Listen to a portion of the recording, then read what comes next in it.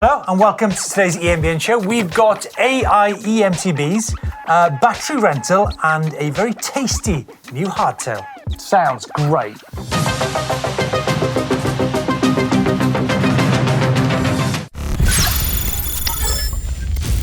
AI eMTB, it's not easy to say, is it? Before we start, Martin commentated at Sheffield Indoor Trial on the weekend. Dream come true. Well, it wasn't even a dream I've ever had. I never ever in a million years thought I'd be doing that, so it was fantastic. One question. Yes. Did you talk to Tony Bow about e-bikes? I didn't get a chance. I did interview him, but it was all race talk and stuff, so I didn't get to talk to him about that. Never mind, next time. Me and Jack were doing speed trials we weren't doing speed trials. We were actually riding e-bikes fast, and we were talking about you talked about doing speed trials on e-bikes. Yeah. Could be a good thing. I think trials, I'm always banging on about it, but I think trials is a big opportunity for e-bikes. I really do. I don't think anyone's picking up on it. They're not. We're missing a trick. I'm with you. Right, let's kick things off with Vitus's new E-Sentier Hardtail bike. Now, as you guys will remember, Vitus came out with an eMTB back in the summer, which we put through its paces up in the Isle of Skye. It's got the same motor, the Bafang M510, which is a really potent unit. It comes with 630 watt-hour battery, 140mm travel fork up front, weighs in at 23.5 kilos, 29-inch wheels, although 27.5 in the size small, and coming in at a price of £2,699. Which Martin has got issue with. Well, it's on the high end for a hardtail, but there's a lot of tech in there, granted. So motor, I'm on the fence. Yeah, there's battery, a lot. Yeah, controller, display, software. Yeah, you think that's worth quite a lot of money? Well, it's 1,500 quid. Fair enough. For batteries, you know better than me. No. It's a battery 600 quid. Yeah. A motor is 500 quid. There's 1,100 quid. All the bits and pieces. I'm not saying anything else about it. I just think it's on the top end of the hardtail price. That's all. But you said that motor's pretty good, right? Yes. Think how much more riding you can do on an e-hardtail than on an MTB hardtail. Yeah, I mean, that is a significant difference, and I am 100% in on what an e-bike can do to a rider and an experience on a bike. So, I mean, I get it. I struggle with a hardtail at that price. That's all. It's a mid-drive hardtail. Let me struggle with it. I'll get over it. Okay. Next up, Brose have got updates to their S-Mag motor, improved belt on the system. You ridden that one, Steve? That motor? Not the new one, but I guarantee you there's going to be some changes with Brose in the UK in terms of servicing in the next few months. So keep tabs on that. Next up, Martin, something which is very close to your heart. Yes. AI on eMTB. Yeah. I've been waiting for this for a while. This is e-bike brand Urtopia recently unveiled their new Fusion e-bike in Las Vegas. That's fully integrated with ChatGPT. Yeah, I mean, I feel like this is AI on mountain bikes, but it's a tenuous link between your phone and your bike. So basically he's using a large language model like ChatGPT and giving it they call it Jarvis, but basically like it can talk to you, you can talk to it. But all it's giving you is information it can find on your phone, like GPS and stuff like that. It's clever, but I don't really think it's a very light touch on the AI that could be on our bikes. What does this mean? You can control the bike via a wearable ring. Now, I see that both yourself and Jack have got are these your tags? Why you've got big rings in you and Jack. What's that all about then? Well, this is a thing called marriage. Okay, and what's that called, Jack? That's an engagement. That's an engagement ring. So what about this ring? What about these rings? What does it allow you to do exactly? Well, the ring is basically giving a connection between you, and it's a biological connection to your phone. So it might be able to read temperature or heart rate or something like that in some soft touch way. I like the heart rate thing. That's a good idea. I've not experienced heart rate monitoring through a ring before. Don't know if you have. So I don't know. Other than that, you don't really need the ring technology because the Bluetooth can just work straight with the device on the bike. Shimano have started putting some patents out there that are helping them protect the idea of putting AI into the system on our bike and helping it learn how you're using the bike and then changing the settings on the bike in terms of suspension, dropper post, any kind of tuning on the bike. I think this makes total sense to me. I think it does, and this is much more where I think AI is going to come into bike riding. And I think in terms of eMTB, sort of things such as, we've talked before on the channel about voice-activated mode control or voice-activated gear control, to be able to tune into your weight and your riding style as you're riding down the trail it's pretty big time, that is. I think, we've had automatic suspension, we've got automatic shifting, but the ability to custom tune it to you without having to manually do all those things, I think will be a significant step in the future, won't it? Yeah, I think it will. And I think the thing that I still think, even what Shimano are patenting here, and it's really cool. I mean, they're talking about things of like, out of all the multiple components on the human-powered vehicle, a seat post, suspension having telescopic mechanisms and associated with vibrations that have great influence on the riding comfort. So it's really going in deep. Comfort. I mean, comfort, fatigue, all these things, they're part and parcel of riding a mountain bike. So yeah, but I think it will really come alive when the bike starts telling you things visually. So that means it's going to come to a point where the goggles or glasses you're wearing has got information in them that the bike is understanding quicker than you possibly could. That makes sense. And that's got to happen. That's got to happen because we've got that interface with the bike through our eyes to the bike itself and the ground and the train coming up towards us. I think that's where we're going to see AI take off. Interesting times. And to help our bikes get along the ground are batteries. Yes. Yamaha they've got a new battery rental system coming. Now, so far it's only in Berlin. We haven't got a huge amount of detail about it, but the whole business about renting an e-bike battery is an equally big story, especially if you're traveling. Especially in the Alps or in any kind of mountainous region of the world. I mean, the ability to be able to go A to B and then have a coffee, have a change of battery, and then go B to C.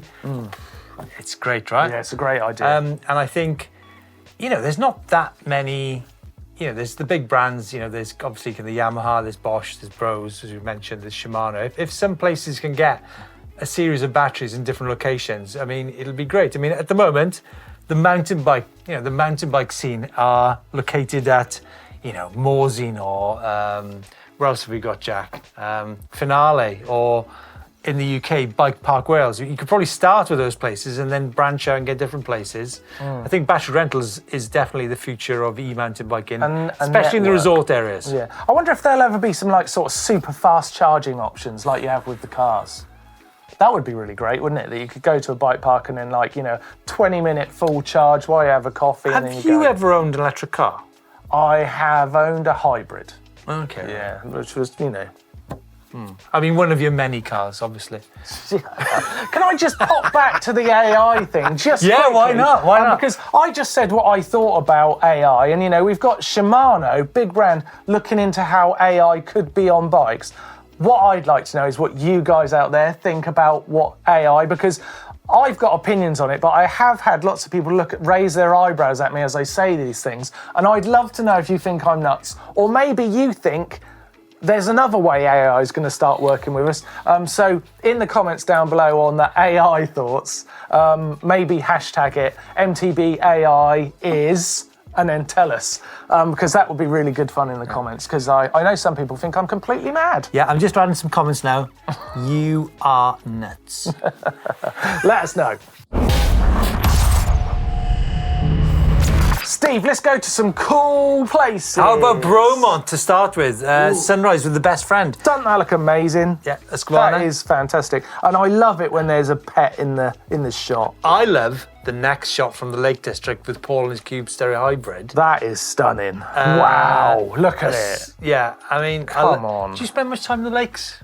I don't, but it's amazing. Oh my God! Oh, it's amazing. Christine, the squirrel squeezer is in... Oh, I didn't... Christine, you didn't say you were in the cool places. You're in Arizona. Wow, look at her riding that ridge and dropping in. Woohoo! Fair dues, Christine. Oh, I bet that is so much fun. Steve, I want to go there. Why don't you go there? That's a hole. That's a hole. That was a hole. You need to go there. Oh, surely that's got Martin Ashton look at that. written all over it. Have you ridden there before, Steve? Me and Jack had a bit of a romantic time in Moab, didn't we, Jack? On that bit? Not there. That would be a dream for me. This is Arizona. Oh, This is in Arizona, not she's got stuck down in that hole. Look at this, and then something more urban. Whoa! Griffith Park near the observatory. Hold on, where is this? Wow, that's fantastic. That's got to be in LA, isn't it? Where is Isn't that like the La La Land spot? That's it. That's got to be it, isn't it? Well, what a mix of places from you guys on this cold time of the year. Tell you what, in Steve, the Northern Hemisphere. I'll tell you what, that was the best cool places I've ever seen. Great. It was jam-packed with literally cool. Let's have some feedback from you guys. Now, as we mentioned on last week's show, we're always happy to answer any questions you have, so keep them coming. Looking forward to my AI questions next week, by the way. Canyon Sean says, please do bike tests or have a bike test channel. Tricky. As I've said many, many times before, even though we don't do what are traditional bike tests, I think you'll find that we do test bikes. And like I've said many times as well, I'm more than happy to answer any question when it comes to anything that bike testers worldwide will look at when they're testing bikes. For example, I mean, we rode a giant stance through a river in North Wales. You did. What is that if it's not testing bikes? That is testing. And folks, it still works. I guess that's the... I think what people are probably looking for from you, Steve, is a standardised test on each bike. And that would be really useful so you could compare. Should I just what I should do then, maybe talk about the things you should look for when you're going out to test a bike or you're going to buy a bike. Maybe I should do that. Next comment is from Dad Adventure 2538. I really don't understand the point of getting a lightweight eMTB and then riding around with a range extender on it. If you're going to do that, why not just go all in and get a full power? Oh, I don't know. I think that means you haven't ridden a lightweight eMTB because it's a different feeling. They're right. They sit so good in the middle. What do you think, Steve? Are you full fat or lightweight? 100% full fat. I make no secret about the fact that I am a preferer of a full power eMTB for the simple reason, like yourself, I'm into trials. I'm 95 kilos. A full power bike enables me to do that. Why would you do this? Well, actually, I'm going for a ride with Anna next week, and she's should I mention Anna's weight? She's lighter than you. She's a lot lighter than me, and she's going to be riding the new white E-Lite Works bike. And I think you'll find that is part of the reason that you could buy a lightweight bike, because it's all about power to weight. It's all about the type of riding you do. So, Dad Adventure, check out that video which came up on the channel in a couple of weeks' time. And then finally, on our new bikes better than old video, user NB6 asks, very interesting approach. Then it shall be interesting to consider premium second-hand eMTB versus a new mid-range model, don't you think? Yes, I think so. Buying a really good second-hand bike versus a new one. There's a video for you. There's a good video there. There's a video. And then I guess, the thing is, it depends, isn't it? Because like we mentioned earlier, you've got the Vitus E-Sentier, which you can get 170mm travel bike for $3,000. I guess some bikes which were 10 grand will be secondhand, will be 6 grand. So there's it's at the minute, things are all over the place. Yeah. Which is actually what I want to talk about next. Now, the subject I want to discuss, Martin, is the whole business of carbon versus alloy. Ooh. And I want to chuck this in there first of all, because yourself, you were at Sheffield on the weekend. Yeah. Motorcycles such as Yamaha, they've been using alloy chassis on their motocross bikes for decades, right? Forever. All the trials bikes at Sheffield. Alloy, I guess the gases, they're steel, are they? Or are they alloy? They've got some steel and titanium, I think. Yeah. The Honda's alloy chassis. Yeah. So the whole business, should you choose carbon versus alloy, it's a very complicated story. I mean, lots of carbon bikes do tend to be more expensive than alloy bikes. But even within carbon fiber, like for example, the Canyon CFR is actually a higher grade carbon than the Canyon CF bikes, which in turn are more expensive than the aluminium bikes in the range. Which one do you choose? I've got a point on this because this is the first year I think that I've ever chose an alloy bike over a carbon bike. I feel like the trend has started to move towards alloy. It seems like, I know this isn't a good reason to choose it, but it seems like the trendier option. Carbon to me at the moment seems like it's a bit overvalued. And I feel like people feel that a little bit. It's like, I don't know, you're not necessarily getting much more bike for the money.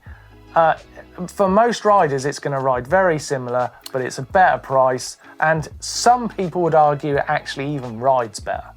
Well, this actually comes back to the question from Canyon Sean about doing bike tests. The essence of carbon versus aluminium actually is that it's the flex to stiffness balance needs to be right regardless of the material, because you know that balance affects the fatigue levels on the bike, the kind of the grip on the ground. So carbon versus alloy there is a performance thing there, but regardless of the material, it's the way the designers put them together. Yeah. Folks, let us know what you think about carbon versus alloy. Okay, archive time. We're going to jump back 6 years to when Steve and Neil looked a lot younger and they were trying to get the most out of their e-bikes. Let's take a quick look. Owning an e-bike is often going to mean more riding, and more riding is going to lead to more wear on your bike. You're going to be taking in new terrain, going on bigger adventures, maybe pushing the envelope a little bit more. I mean, that's the thing with e-bikes. It just makes you go nuts for riding, right? Did you enjoy that? I didn't enjoy it. Steve, didn't enjoy it. What I wanted to ask you is, like, you were trying to get the most out of the best e-bikes you could ride then. Trying to be young, and trying to be young. What's the difference between those bikes and what we're riding now? See, I think this is an interesting section of the show. Yeah. Because a lot of people think that bikes from 6 years ago are pretty crap now. They're not. Really? They're not crap. They're still really good e-bikes. Like, you know, we rode that Specialized Lever in Alicante. I mean, the motor has improved since then. You know, that was a 27.5-inch wheel bike. So, you know, we've now moved on to what seems to be the norm is 29, 27.5. Is it better? I think it's just different. I think what has improved is that, you know, we're now getting e-bikes which are double the range. Yes. For the same weight, you know. Me and Jack were out on the Canyon with a Canyon Spectral 900 watt-hour battery yesterday. You know, you can go twice as far on that bike as you could on a mountain bike of 6 years ago. But in terms of the riding and what you're actually getting out of the motor, it's not big a difference. It's not massive. It's not massive. I mean, things such as Link Glide componentry, it's stronger, it's the right price. You know, £100 for cassette, £100 for a derailleur. It's durable. That's the kind of stuff we want. The weights, I mean, when you talk about the weights of the e-mountain bikes, the Levo, I mean, we look at lightweight e-mountain bikes, the full power Levo with the 700 watt-hour battery, 2019, I know it's not 6 ago, it's 5 years ago, but it was 20 kilos for a full power bike. That's like 5 years ago that was. So have things changed? Yes, they have, but not by the massive steps that maybe some people in the industry are saying. I think it's like little steps. I mean, apart from maybe that 900 watt-hour battery, which is pretty major, but there are no magic cells on the horizon, which is going to double that again in the next couple of years. That is interesting. And it's interesting to think that if you're looking at the second-hand market, maybe, old e-bikes are definitely worth having a look at. Yeah, I mean, the thing is, and this is another subject, you can actually repair an e-mountain bike. You can repair a motor for probably half the price of a suspension service. And that's what people forget. Okay, folks, this is the Bike Vault. This is an idea stolen from the EMBN Show, the Dirt Shed Show, which was started by Martin Ashton way back 10 years ago. A while back. And we're starting with a bike You have nothing to say about that comment? Well, you did steal it. That's just what happened. Okay. That's just what happened. I don't know what I can do about it. Okay, well, maybe we can modify it by having bikes on the non-drive side. I tell you we what, can you have have people. done. We can have dogs. I tell you what you have done. You modified it by having bikes like this on it. And what is this? Is a This really is beautiful Adam's Pole S Oni from West Yorkshire, and it is horrible. And I really like it. You don't, Steve. I do. You don't, I man. do. What are you talking about? It's got the motor underneath it. It's showcasing the motor. That's great. Showcasing And it's called it. S-Oni. My cat's called Sonny. But it's after Sonny Bill Williams, the famous all-black rugby player. Pole have literally set out a mission in their life to try and make the ugliest bikes they possibly can. What is wrong with metal. you? They've just said, how could we make metal look terrible? You're wrong. You're wrong. Yeah, I'm only kidding. It's nice. Next bike is John's Mondraker Chaser 9. A lot of mudguard going on, but a great picture. It's a great picture, and it's a nice shot. That's nice. I think it's a super nice lake. Aberfoyle. I was going to say it was a super nice bike. It's nice. It's definitely nice. S-Works. I don't know if we're going to get super nice. S-Works in Trondheim. S-Works from Bjorna. He is in Norway and... Quickly. Nice! And finally this week, Rob's Canyon Spectral in Limburg in Belgium. What's that glass building? Bringing some eco-tourism. It's to really the cool, old that coal building, mining isn't it? Because sites. it's almost invisible. It's all mirrors. It's almost like it's not there. It can't almost be invisible. It's either invisible or it's not. It's semi-invisible. Translucent. I think that's a really lovely looking bike. It's a lovely looking bike, Yeah, and I it's a... Super nice, I'd say. That's super nice. We should be ringing something. We should be making a noise and celebrating this point. And I just Whose cup is that mug? And I just want to go back to Adam's Polly just for one moment, right, to apologise. I'm joking. Okay? No, you meant joking. I'm joking. I like to. They're all doing this. Backpedaling. I'm joking. It's a bike. It's Folks, nice. there's a new Poly service centre and distribution centre in the UK. If you're thinking about getting fit and sizing, trying some bikes, get yourselves over to there. Okay, folks, it's time to get social, isn't it? Isn't it? Martin, didn't you go to get a new pair of sunglasses and boots this week? I tried to go and get some of those Ray-Ban Meta glasses, smart glasses, as in clever. And what did the assistant say? I went in and I asked her, have you got any of those smart glasses? And she said, oh yeah, Go on, like a tiny pair. I mean, that's Smart. shopping. I like shopping. It's social. Anyway, these are your social posts this week. First of all is Richard Payne, our colleague over on GMBN. Loving the downhill techie loving trail. his strive. Loving his canyon Great strive. to see him out there. And that guy is so positive. Love that guy. So positive. You can always hear him when he's in the building. Yannick Pontal. Yannick Pontal, few Scandi flips. Former world e-mountain bike champion. Yeah, he's got some skills. Riding Propane now. And finally from San Francisco, is this on Lombard Street? It's in San Francisco. It is on Lombard. I think this is next to Lombard Street. I'm not sure. You know, like the famous, was it on... the twisty bit. Yeah. The twisty bit, yeah. I think it's just down from there. Cole Bernier, Cougar, out on their bowheads, doing a bit of street. Man, Cole Bernier, that boy can ride. Woo-hoo. Two things I'd like to see this year. Yeah. Martin Ashton in Moab and Martin Ashton caning down Lombard Street. Yeah, I'm not sure I want to ride that. I couldn't do it better Have you than done Cole. any urban stuff on your bikes? No, but I should. I definitely should. Bit of street. Come on. Yeah. Coming maybe. down those... You know, Blake's building me a bike. Yeah, so having followed you on the tandem, I'll happily say that I will never ride downhill with you again on a mountain bike. That's it for this week's EMBN Show. Thanks so much for joining us. Let us know your thoughts on the new Vitus E-Sentier, the possibility of renting e-bike batteries, and AI. Let us know about the AI in the comments. I want to know.